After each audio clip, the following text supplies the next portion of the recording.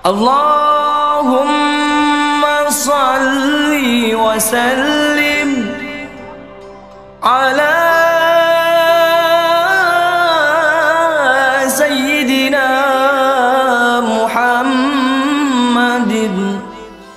Bismillahirrahmanirrahim. Assalamualaikum warahmatullahi wabarakatuh. Alhamdulillahilladzi khalaqal mauta wal hayata liyabluwakum ayyukum ahsanu amala wa huwal azizul ghafur. Asyhadu an la ilaha illallah wahdahu la syarikalah wa asyhadu anna sayyidana Muhammadan abduhu wa rasuluhu la nabiyya ba'dah.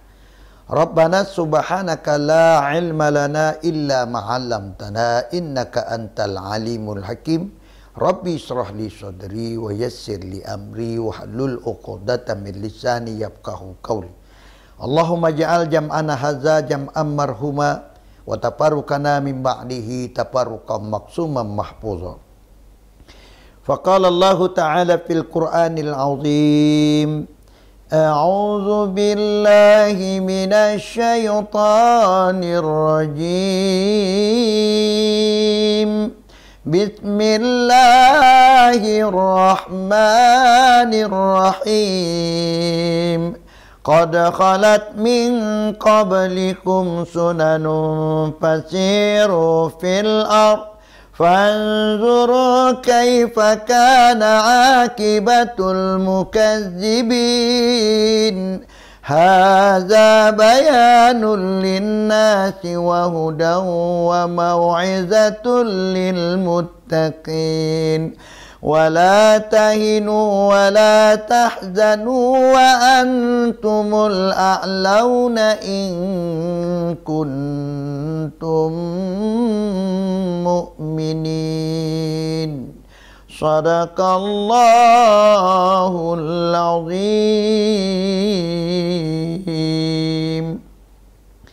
Alhamdulillah, kita panjatkan kehadiran Allah Subhanahu wa taala yang telah menurunkan Al-Quran, yang telah menurunkan pertolongan, yang telah menurunkan hidayah kepada kita untuk bisa beriman kepadanya.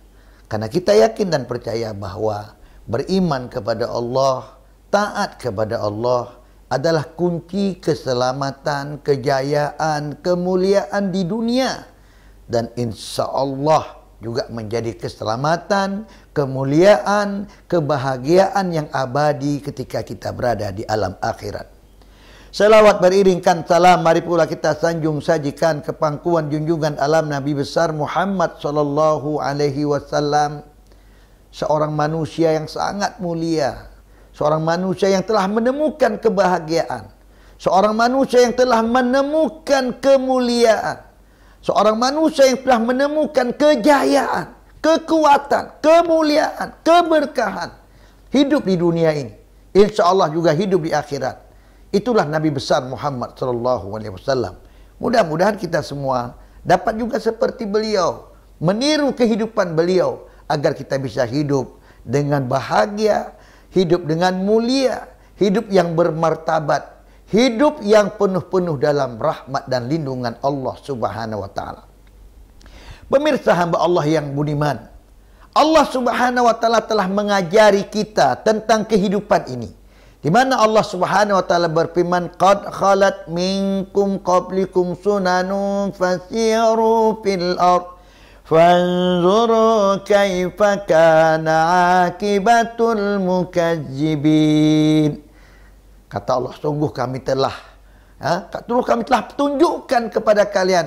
Pergilah kalian kemana-mana untuk melihat bagaimana akibat daripada perbuatan manusia-manusia yang telah mendustakan ayat-ayat Allah.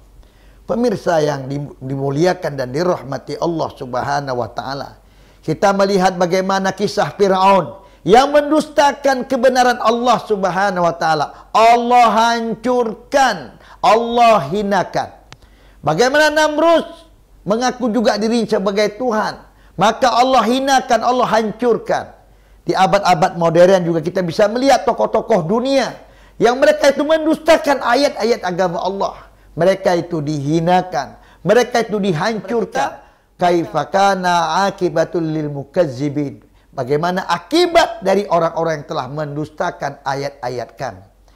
Pesan ini menunjukkan kepada kita pemirsa hamba Allah yang budiman, bahwa sesungguhnya konsepsi kita terhadap ajaran Islam, istiqomah kita dengan syariat agama Allah, inilah sebenarnya yang menjamin kejayaan, kemuliaan hidup kita di dunia dan di akhirat. Jalan yang kita tempuh adalah jalan yang benar ketika kita mengikuti syariatnya Allah Subhanahu wa taala. Maka Allah mengatakan, "Hadza bayanun linnasi wa hudan wa mau'izatun lil muttaqin." Maka inilah Al-Quran, kata Allah, sebagai petunjuk, sebagai penjelas bagimu, ya, sebagai petunjuk bagi orang-orang yang bertakwa kepada Allah Subhanahu wa taala, dan sebagai pembelajaran bagi orang-orang yang bertakwa. Pemirsa hamba Allah yang budiman, konsep Islamlah yang bisa memberikan kejayaan, kemuliaan, kebahagiaan yang akan Allah berikan kepada manusia yang mengikuti syariat-syariat agama Allah. Maka dalam hal ini kita harus memahami beberapa hal. Yang pertama sekali adalah bahwa semua yang ada di hidup di dunia ini, bagi kita orang Islam, itu semuanya sudah diatur oleh Allah Subhanahu wa taala. Tidak ada satupun yang tidak diatur oleh Allah. Lalu kita bertanya sekarang, apakah hidup kita sekarang sudah sesuai dengan syariat Allah? Mengapa hidup kita begini? Mengapa kesehatan kita begini? Mengapa ekonomi kita begini? Mengapa tatanan sosial kita begini? Maka tanyakan, apakah sudah sesuai yang kita lakukan itu dengan ajaran agama Allah? Maka yang kedua, bagi kita, wajiblah bagi kita untuk mengetahui sebenarnya apa yang diajarkan syariat dalam kehidupan kita. Kalau kita makan, bagaimana ajaran syariat kita tentang makan. Kalau kita tidur, bagaimana syariat mengatur kita tidur. Kalau kita berekonomi, maka bagaimana syariat itu mengatur ekonomi kita. Kalau kita berpolitik, bagaimana syariat mengatur politik kita. Kalau kita mendidik, bagaimana syariat melakukan pendidikan untuk kita. Pemirsa Allah yang budiman, maka kalau seandainya di semua bidang kita sudah mempelajarinya sesuai dengan syariat, dan kita mempraktekkannya sesuai dengan syariat, maka inilah yang disebut hidup yang benar, hidup yang mendapatkan keberkahan dari Allah. Hadza bayanul linnasi wa huda wa mau'izatul lil muttaqin. Maka inilah petunjuk, pelajaran yang Allah berikan kepada kita untuk orang-orang yang bertakwa. Pemirsa hamba Allah yang budiman, jangan lupa juga bahwa apa yang kita alami sekarang, yang terjadi pada hari ini, itu akan diminta pertanggungjawaban oleh Allah Subhanahu wa taala. Maka kalau kita tidak melakukan perintah Allah, tidak mengikuti syariat Allah, tidak mengikuti sunnah-sunnah Rasulullah, maka nanti akan Allah pertanyakan kepada kita, mengapa Anda tidak melakukan itu? Maka umat Islam yang menyatakan beriman kepada Allah Subhanahu wa taala adalah senantiasa mengikuti syariat Allah, mempelajari syariat Allah, dan mengamalkan syariat Allah. Allah Ta'ala katakan, wala tahinu wala tahzanu wa antumul a'launa in kuntum mu'minin. Janganlah kamu bersedih hati, janganlah kamu risau, engkau sangat tinggi, engkau sangat mulia. Kenapa? Kalau engkau beriman kepada Allah. Maka kalau kita beriman kepada Allah, kita bersama Allah. Kalau kita tidak beriman kepada Allah, Allah meninggalkan kita, Allah membiarkan kita. Kenapa? Karena kita tidak ikut nasihat, kita tidak ikut perintah, kita tidak ikut sugesti, kita tidak ikut apa yang disarankan, apa yang diajarkan oleh Allah dan Rasulnya. Maka wajarlah kita ditinggalkan oleh Allah Subhanahu wa taala. Mudah-mudahan kita semuanya mengejar Allah dengan cara mempelajari syariat Allah, mendekatkan diri kepada Allah dengan banyak berzikir kepada Allah, menggunakan akal pikir kita agar menguatkan keyakinan kita terhadap kebenaran yang diajarkan oleh Allah Subhanahu wa taala. Pemirsa Allah yang budiman, mudah-mudahan kita semuanya senantiasa dalam lindungan dan rahmat Allah Subhanahu wa taala. Wabillahi taufiq wal hidayah. Wassalamualaikum